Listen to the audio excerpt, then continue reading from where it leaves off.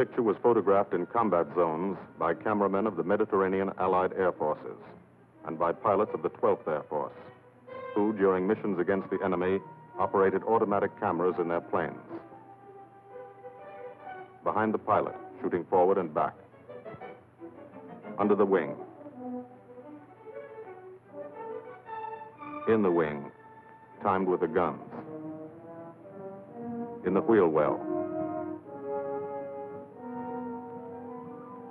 In the instrument panel, photographing the pilot himself.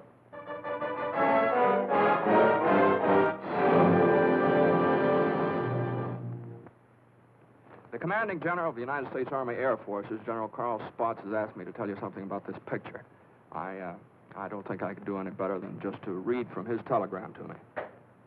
Thunderbolt was made in 1944. That's ancient history. It was made about one fighter-bomber group in the Italian campaign.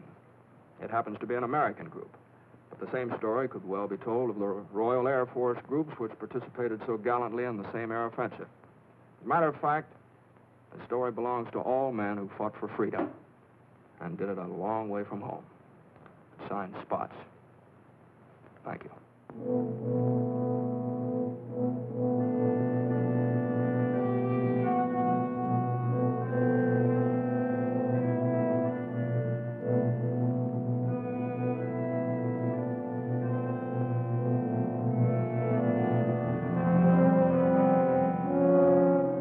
To the Italian man in the street, or what's left of the street, this is the fulfillment of a promise.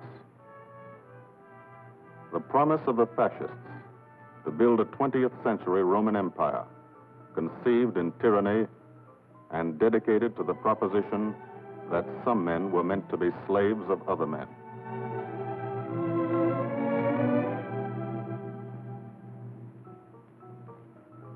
Special victims were the children.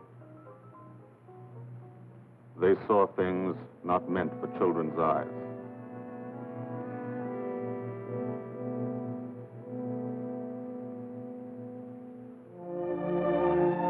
From the air, Italy is more remote. The airman never sees the face of the people, only the face of the country. From the air, you look down at the mountains. Look down and wonder how our men on the ground ever got through. Mountains and rivers.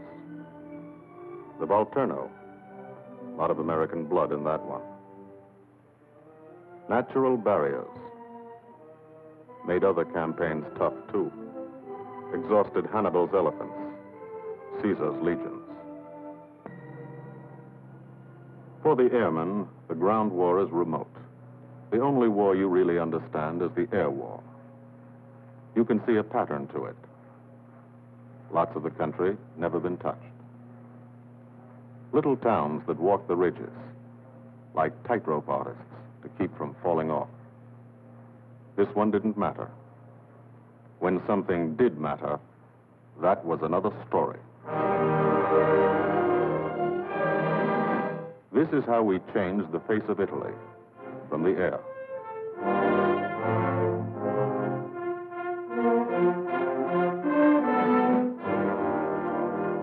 They boasted Italian trains ran on time. Not these. This is what we did to the face of Italy. There's a story behind why we did it and how we did it. The story starts on an island, 60 miles off Italy's coast. The island of Corsica.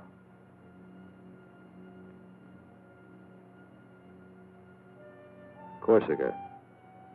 Rugged. Primitive. Mountainous. Malarial. Here they still remember a local boy who put Corsica on the map 150 years ago. This island part of France was liberated by the French in September 43. But you can still find a few Germans left by the wayside where they fell, in the shadow of our airdromes.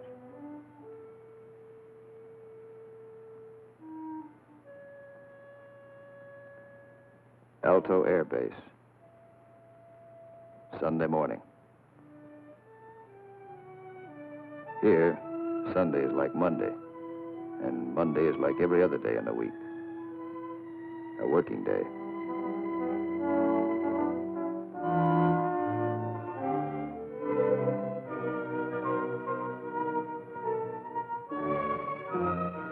The engines wake you at dawn. In your sack, you can hear the crew chiefs pre-flighting your planes, getting them ready for the day's missions. This is how you live when you're an airplane driver, fighting an air war, 20 minutes from the Germans in Italy. You're used to it. You've been washing out of your helmet since July 42. From the Holy Land to Africa, across the desert, Egypt and El Alamein, to Libya and Tunisia.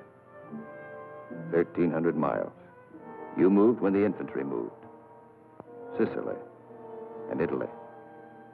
58 moves in 2 years. Now Corsica. This is the best deal you ever had. Call it the country club.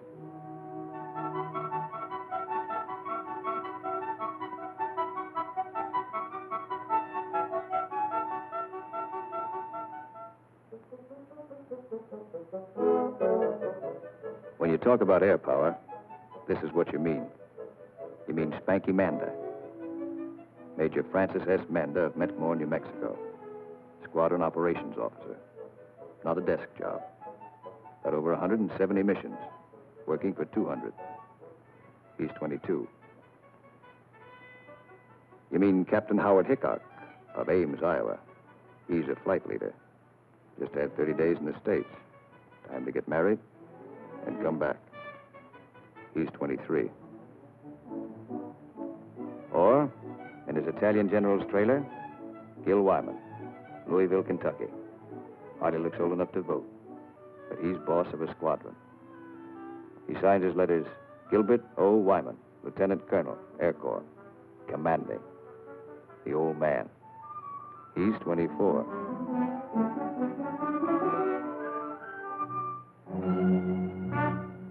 Sunday morning.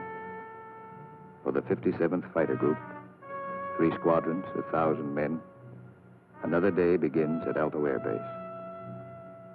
You could close your eyes and see it this way. Spread out like a diagram. Been home sweet home for some time. Good steel mat runway, 150 by 6,000 feet. Tower call sign is breakneck. Lots of jokes about that. We share the field with a French fighter group. Don't speak the same language, but we fly the same airplane against the same enemy. Each lost a man yesterday. We get along. Group commander, Lieutenant Colonel Archie J. Knight, West Point, 1940. He's 27. First mission today is a 6-5 squadron show. Briefing, right after breakfast. Informal, short, to the point. Park yourself in a bomb crate and get your escape kit. Enemy money. Instructions to get you back through the lines, just in case. The S2 tells you about your target. He doesn't have to draw it for you. You do this every day. Sometimes 2 or 3 times a day. Gil Wyman will lead the show. So he lays out the job. That's a nurse's hat. This girl wears it for luck. Eat all you can get. The brass upstairs plans the war. They want something done, they pick up the phone. You do it. Don't always know why they send you out on a mission. Don't always care. But you know there's a reason. A good one. Today, the missions are going out because in Italy, our armies have been stopped, cold, at the Gustav line, across the narrowest and most mountainous part of the peninsula. U.S. 5th Army, British 8th Army,